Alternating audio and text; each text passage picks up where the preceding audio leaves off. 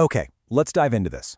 Have you ever been staring down a chore that is just so massive, so completely mind-numbing, that your brain instantly screams nope and desperately hunts for literally any distraction? Like, suddenly you absolutely have to go organize your sock drawer. Well, in today's Explainer, we're unpacking a really fascinating personal account that completely flips how we think about focus, boredom, and what society so casually writes off as just being selfish.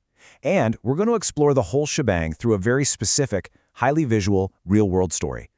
So, I want you to picture the sheer, overwhelming dread of this situation. The author of our source material was helping their dad move his business back home because of some financial struggles. Imagine walking into a super narrow corridor. It's totally blocked off by 4 massive iron shelves, packed top to bottom. And then, dumped right onto a giant blue tarp on the floor, probably in a moment of pure panic, is a colossal, chaotic mountain of screws. Just an absolute disorganized mess. We are talking about thousands and thousands of loose screws here. And you couldn't just scoop them up with a shovel and toss them into buckets. No, they had to be manually, painstakingly sorted.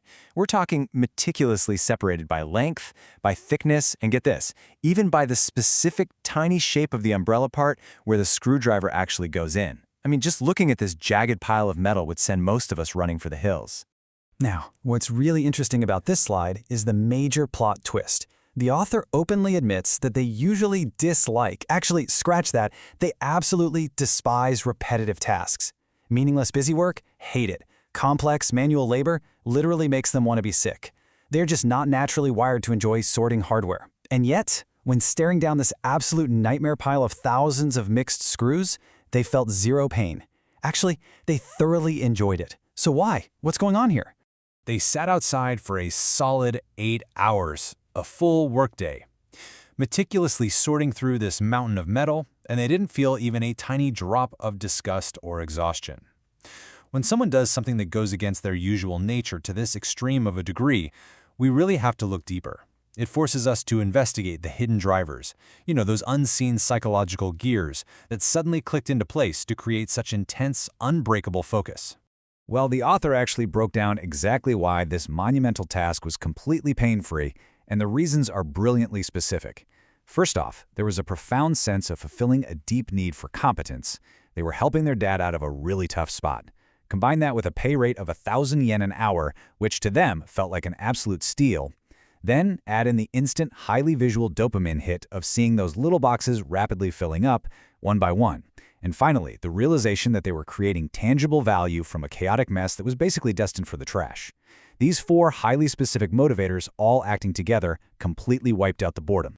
Look at this quote from the source. They describe feeling this wonderful, kind of comical mix of guilt and joy at getting 8,000 yen at the end of each day. They literally felt like it was cheating. They were getting paid just to sit outside and move their fingers around. But the reality is, the task perfectly, like surgically, matched their specific mindset and needs at that exact moment in time. And this specific anecdote actually zooms out into a much larger, super fascinating psychological concept. Stepping back from that mountain of screws, we're introduced to the idea of the mental operating system. We all have an OS running quietly in the background of our minds, dictating how we process the world. But here's the thing. For neurodivergent individuals, the parameters required for this OS to run smoothly and actually maintain focus are incredibly specific, and often they are entirely non-negotiable. The author directly compares how this particular screw sorting task beautifully catered to overlapping neurodivergent traits. On one side, we see needs often associated with autism spectrum disorder, or ASD, like needing strict personal rules, a sense of order, and a crystal-clear logical meaning behind the task, like, say, saving a parent's business materials. On the flip side, we see traits linked to ADHD, which requires just enough dynamic, shifting mental stimulation to stave off exhaustion. Constantly scanning for different screw sizes, that provided exactly that. It was literally the perfect storm of engagement. And this brilliantly illustrates how the author maintained their focus. It all came down to complete self-determination. They totally ignored the standard, probably more conventional ways of sorting and built their own highly efficient Tetris-style system. It was like watching a gamer pull off a flawless combo. They'd gather the same screws in their hand, instantly change their sorting plan midway if they spotted a faster route, and then just clear whole sections of the tarp at once, exactly like clearing 4 lines in a satisfying game of Tetris. They absolutely needed the autonomy to do it their way, basically turning it into a game they could win. In the source material, this perfect alignment is summed up by the Japanese concept of wari ni ate iru, which translates roughly to being worth it or paying off. It describes this highly specific flow state where the feeling of being useful, getting fair wages, and that deep personal satisfaction completely and utterly outweigh the physical and mental effort you're putting in. When these precise conditions are met, bam! Extraordinary focus and productivity are unlocked, seemingly out of nowhere. But, this explainer isn't just about cool productivity hacks. It actually has a really deep, poignant emotional core. The author looks back on their job hunting experiences from about 12 years ago, and back then, instead of recognizing their specific needs as just a different kind of operating system, they felt this intense, crushing guilt. They literally thought to themselves, "What a selfish person I am." They viewed their fundamental need for specific working conditions as a deep character flaw, a personal failure. Which brings us to a massive societal issue. There is this immense, pervasive pressure to fit into a standard, neurotypical corporate mold. When someone is battling strong fixations, or on the flip side, just agonizing extreme boredom with conventional processes, society often just tells them to tough it out, just conform.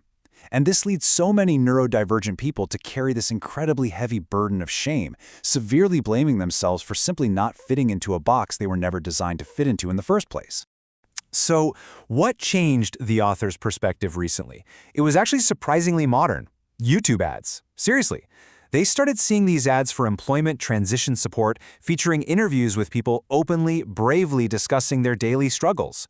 People were talking candidly on camera about their inability to make eye contact, or how a sudden change to a schedule caused them severe, debilitating stress.